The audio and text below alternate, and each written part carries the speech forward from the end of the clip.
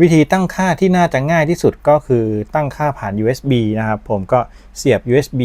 จากปรินเตอร์มาแล้วก็เอามาเสียบกับคอมพิวเตอร์เรียบร้อยแล้วนะครับจากนั้นก็เข้าเว็บครับเว็บที่เขาแนะนำไว้ในคู่มือนะลองเปิดคู่มือไปหน้า4นะครับตัวนี้ถ้าได้รับปรินเตอร์แล้วก็น่าจะเห็นคู่มือนี้นะครับแล้วก็พิมพ์ https://ij.start.canon นะครับอย่างที่ผมทำตรงนี้แล้วก็ enter ครับเขาจะขึ้นมาหน้านี้เป็นการเริ่มต้นตั้งค่านั่นเองนะครับซึ่งปกติแล้วเราจะต้องลงไดเวอร์จากแผ่น CD นะแต่ทุกวันนี้ไม่ต้องครับเขามีเว็บไซต์ให้เข้าถึงเลยยี่ห้อดังๆทำดีนะครับก็หลังจากนั้นเข้ามาที่ Setup Here ตัวนี้นะครับที่ลูกศรชี้อยู่นะกดคลิกเขาก็จะพาเราไปเพื่อดาวน์โหลดนะครับจากนั้นก็มาที่การเลือกปรินเตอร์inkjet นะครับหรือไม่ก็เข้ามาที่นี่เลยครับรุ่น Pigma นะครับ E Series แล้วก็ E 3370คลิกตรงรุ่นได้เลยนะครับเข้ามาละจากนั้นก็กด Start ครับ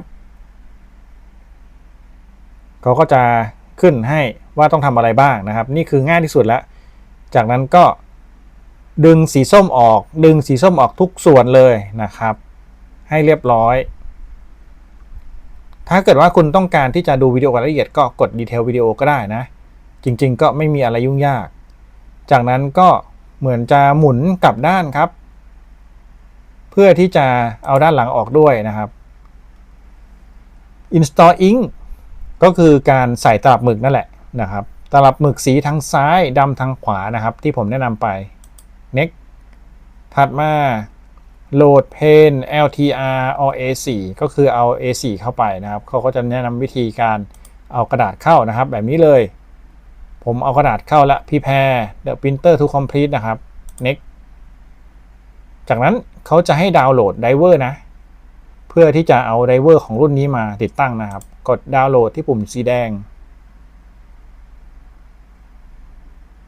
ตอนนี้ก็ปล่อยเขาไปก่อนนะครับเหมือนจะเสร็จแล้วติดตั้งครับรันเลยนะครับ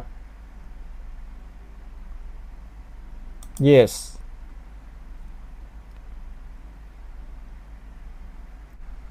start setup ครับ next ทำตามขั้นตอนนี้เลยนะครับ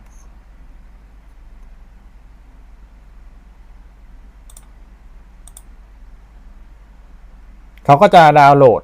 ไฟล์ที่จำเป็นทุกวันนี้เขาทำมาให้ง่ายมากนะครับแต่ต้องรู้ว่าต้องทำขั้นตอนไหนก่อนเขาถามว่า accept agreement ไหม yes ครับแล้วก็ agree ครับ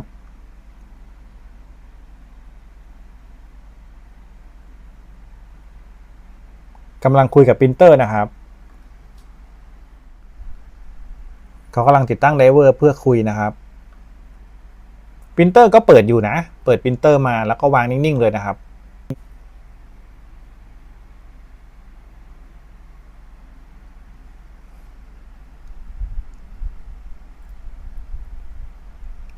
เขาบอกว่าให้เสียบ USB ปรินเตอร์อีกทีหนึ่งแล้วเปิดเครื่องนะครับ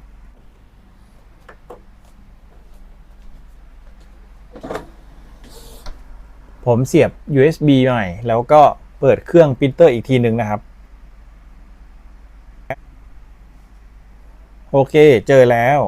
บางทีก็ประมาณนี้ทำอะไรก่อนหลังต้องอาจจะเรียงลำดับให้ถูกต้องนะครับผมก็เปิดทิ้งไว้ก่อนหน้านี้นานแล้วอาจจะไม่เจอโอเคตอนนี้คอมพิวเตอร์เจอปรินเตอร์แล้วนะครับก็ next ครับหรือว่าเชื่อมต่อหรือคุณจะเทสปรินเมื่อสักครู่ก็ได้นะเขาถามว่า continue online ไหม continue เลยครับ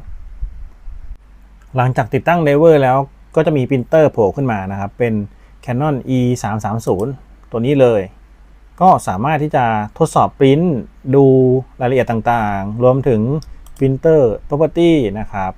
เข้ามาเช็คข้อมูลต่างๆทั้งหมดได้เลย